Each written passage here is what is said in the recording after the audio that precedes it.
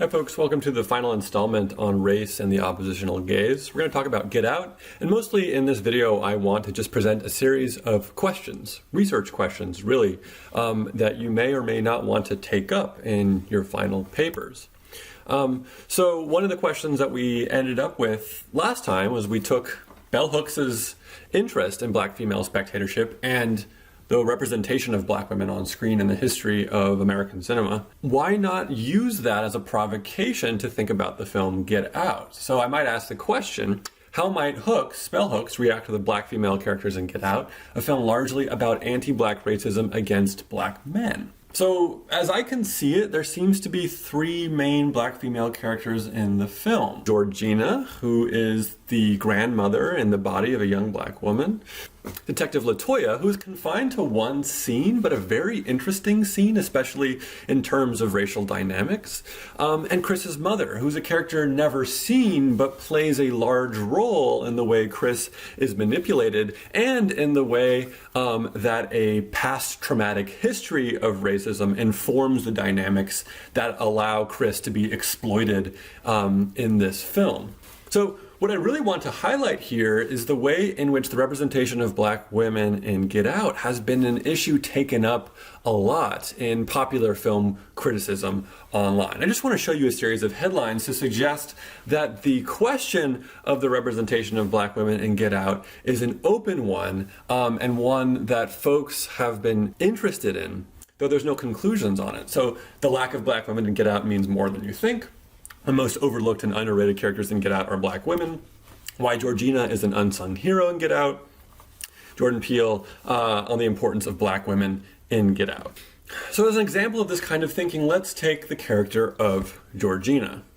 Immediately when we think of the character of Georgina, we think of what Peele is doing insofar as he's referencing the kinds of black female stereotypes that are rampant throughout the history of cinema, and Bell Hooks brings this up in her essay.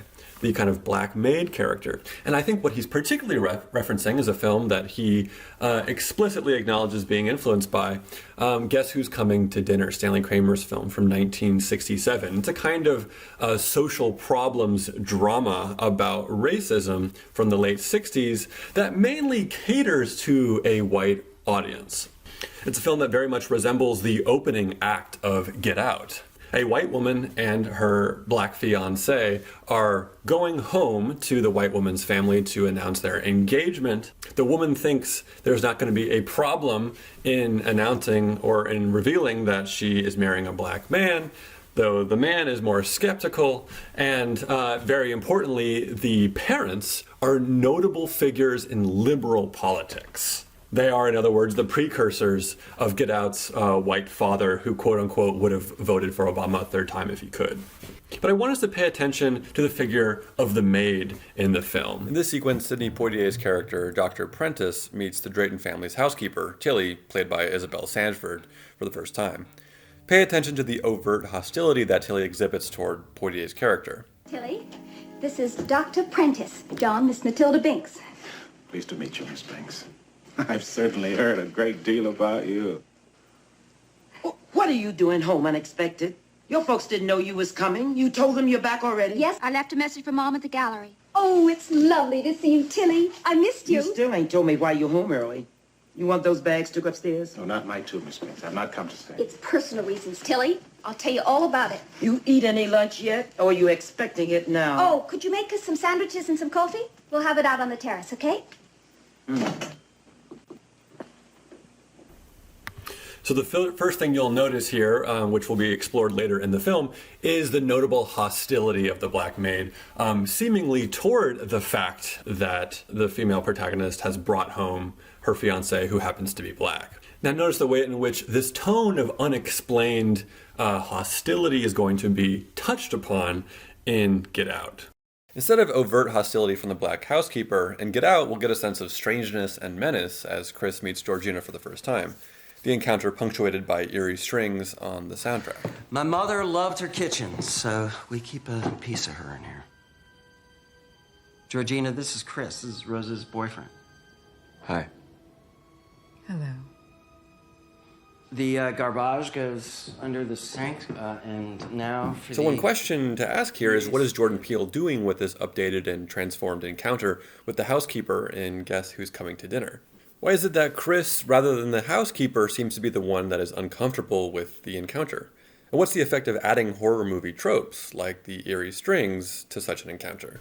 And now I want us to look at a kind of confrontation between the maid and the male protagonist in the film that seems to be replicated and wildly transformed in Get Out.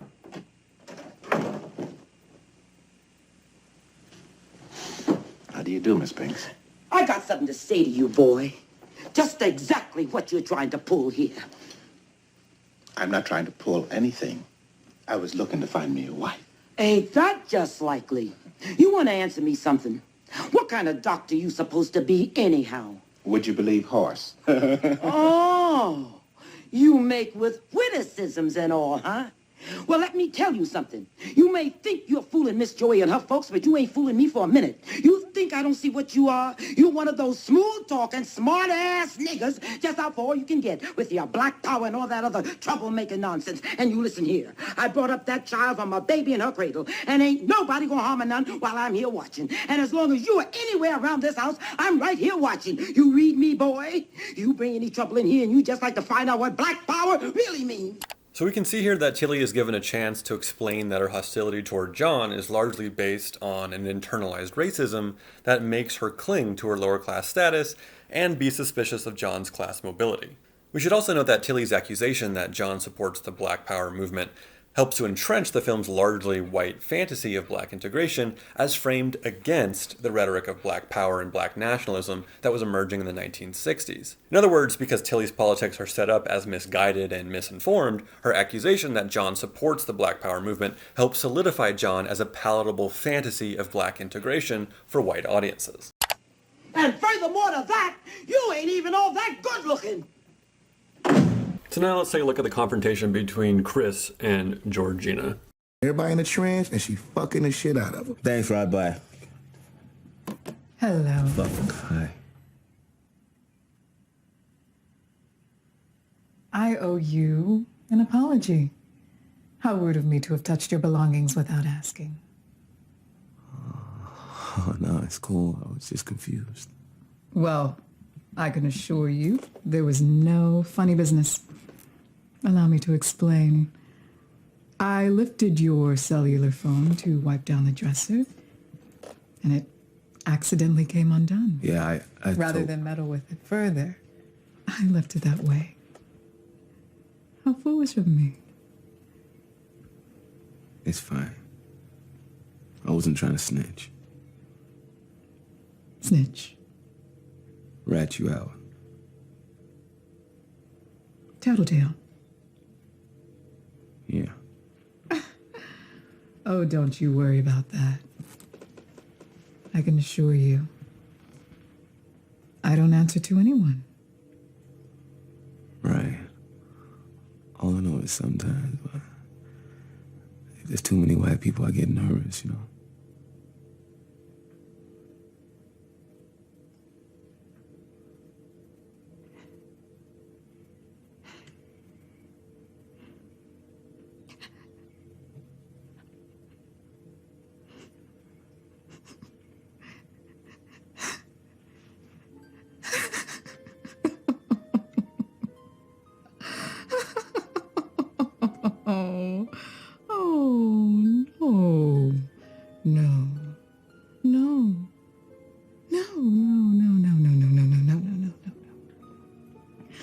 Aren't you something?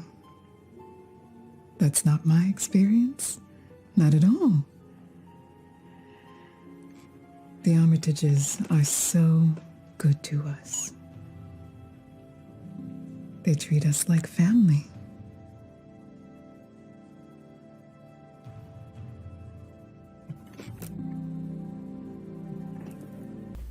So one question I might ask to you is, how are these two scenes kind of speaking to each other? How is Jordan Peele's film responding to the hostility, a kind of internalized racism of the maid? And how is that echoed or transformed in the confrontation between Georgina and Chris? And one of the questions I would want to ask with respect to Bell Hooks' interest in black female representation is how might we compare Georgina to the figure of the grandfather or the figure of Lakeith Stanfield's character. On one hand, it's interesting to note that Georgina's character never fully breaks free from her position in the sunken place to take over her own body, like her male counterparts do. But at the same time, Georgina seems to break free without the automatic condition of the flash from the camera. Is this difference important to us? And secondly, what do we make of the kind of conflation, or at least the momentary merging of Georgina and Chris's mother, insofar as Chris is haunted by a traumatic experience of his mother's death, the fact that she was left on the side of the road to die after a hit and run, and then Chris, who knows the truth about Georgina, still feels that kind of mimicking of his traumatic experience with his mother's death when he hits Georgina and sympathetically brings her into the car. So those are just some questions to think about. Now let's think about the question of looking and the gaze. Bell Hooks' essay is called The Oppositional Gaze, and this should immediately bring up the kind of question about the female gaze that we asked in the week prior. But notice that Bell Hooks uses the word gaze in a more open and flexible way. We talked about the way that the gaze may imply the ownership of power, and thus one might suggest that the female gaze is an oxymoron in a patriarchal society.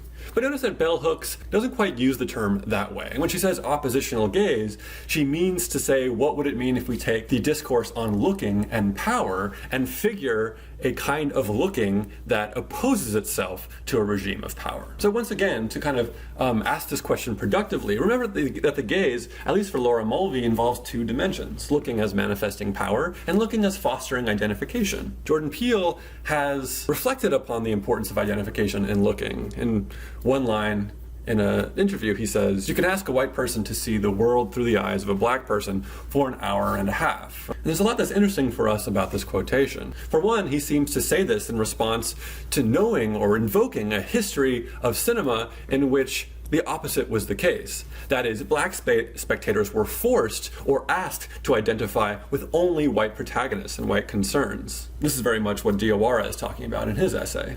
But also, the second thing is the language that Peele uses, to see the world through the eyes of a black person, which is strangely literalized in the horror of the film. The blind man, Jim, wants to literally see through the eyes of Chris, which we take to be an act of horrific objectification, whereas what Peele is talking about seems to be a necessary corrective to a history of white supremacy in the movies. So let's think through these kinds of issues and by looking back on Bell Hooks' commentary on the power in looking. She opens her essay by saying this: "When thinking about black female spectators, I remember being punished as a child for staring, for those hard, intense, direct looks children would give grown-ups, looks that were seen as confrontational, as gestures of resistance, challenges to authority.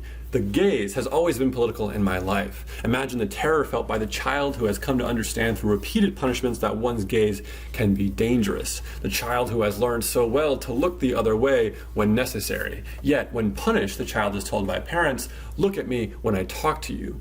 Only the child is afraid to look but fascinated by the gaze. There is power in looking." So immediately, Bell Hooks will kind of train the reader to loosen their understanding of the gaze and say that the gaze is not this structure of power that is only aligned with the dominant group in power, but is a more flexible way of invoking the power of looking that can come from the suppressed or the oppressed. It can come from the dominant group. It can fluctuate. And I think that's a useful way to say, observe how looking structures a film like Get Out. So I want to ask a series of questions.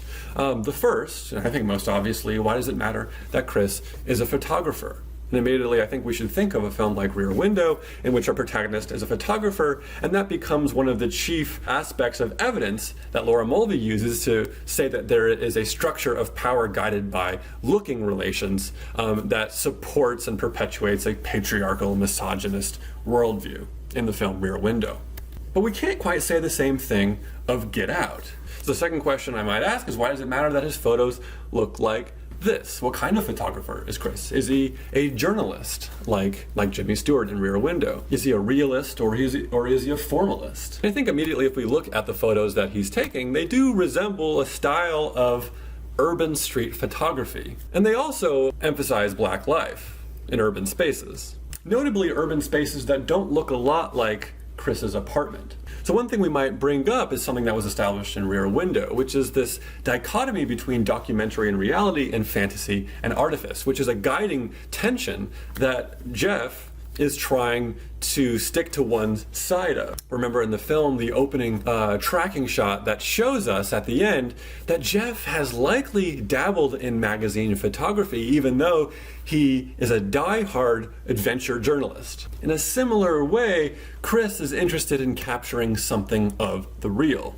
or rather an aesthetic of realism. Another question: how does Chris use his camera at the Armitages? It's not enough to say that Chris stands in for perhaps black art or black aesthetics, but also that he finds himself in a situation in which his use of a camera functions as a kind of shield or a coping mechanism or a way to reclaim the power or the autonomy of his sight when he notices he's in a situation in which his power is absolutely dwarfed. So it's significant that in a situation in which a sea of objectifying white people comes into the party at the Armitages, Chris is able to hold his camera close to him in a way to distance himself. Another question we want to ask is, how is optical point of view used? This was one of the main techniques that Laura Mulvey was interested in her essay, where she talked about Rear Window and Vertigo as films that were not only from the narrative point of view of a man, but used optical point of view as a cinematographic technique. We should note that Get Out is a film that also does this in scenes like this one, and in scenes notably like this one. I might ask you, what do you think is the effect of optical POV being used? Is Chris at these moments returning the gaze? Does the optical POV change from this moment to this one? Is Chris's looking met with hostility? Another question I might ask is, how is black spectatorship invoked in the film? And by spectatorship, I don't simply mean looking. I mean the history of black spectatorship of the movies and television, or generally media images. And think about Hooks' line here about the negation of black representation in popular media. She says, when most black people in the United States first had the opportunity to look at film and television, they did so fully aware that mass media was a system of knowledge and power reproducing and maintaining white supremacy. To stare at the television or mainstream movies to engage its images was to engage its negation of black representation. And in response to this, she suggests that this knowledge of the white supremacy embedded in popular media is what fostered the possibility of an oppositional black gaze. So do we see this working at all in the representation of the film? I think Hooks would say that the film itself in some way stands with the other films that she says participates in black filmmaking. She talks about Julie Dash, for instance, and she uses the term the oppositional gaze to represent the movement of black filmmaking. But do we see in the diegesis a kind of metaphorical representation, black spectatorship or the oppositional gaze? So take this image and think about the line that Hooks utters with respect to it. To stare at the television or mainstream movies, to engage its images was to engage its negation of black representation. I think it's significant that the central traumatic memory that is preyed upon by the Armitage mother, the hypnotist, is this image of passivity, of stasis, of being frozen and glued to the television and not doing anything about Chris's mother's absence. You watch a lot of TV. When I was a kid.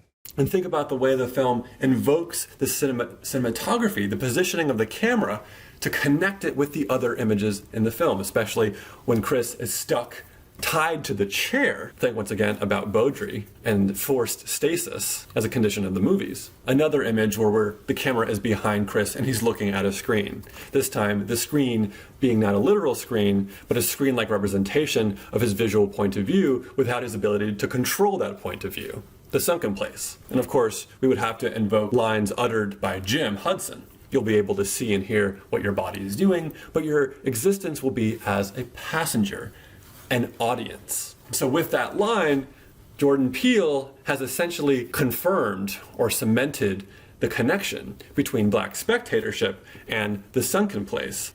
as in some sense connecting to the idea of being forced to view a world without any active participation in it. And we might consider it important when Chris talks about his traumatic experience with his mother. She laid there bleeding by the side of the road, cold and alone, and I was watching TV. Of course, the character of Chris doesn't dwell on the fact of his watching TV, but the film's emphasis on the imagery of looking and the imagery of spectatorship might make it significant that his passivity is yoked to his watching TV, which portends his situation in the sunken place.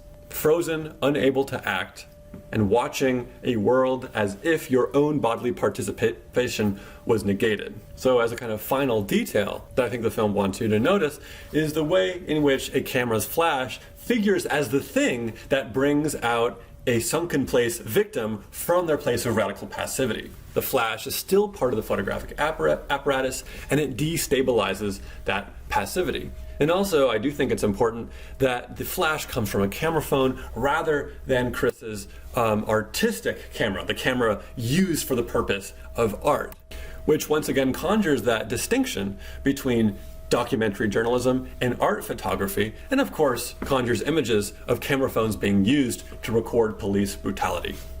Okay, so I want to end it there, just kind of leaving a series of observations and questions as provocations for further thought, ways in which the film Get Out might be thought productively with respect to Bell Hooks' essay on the oppositional gaze.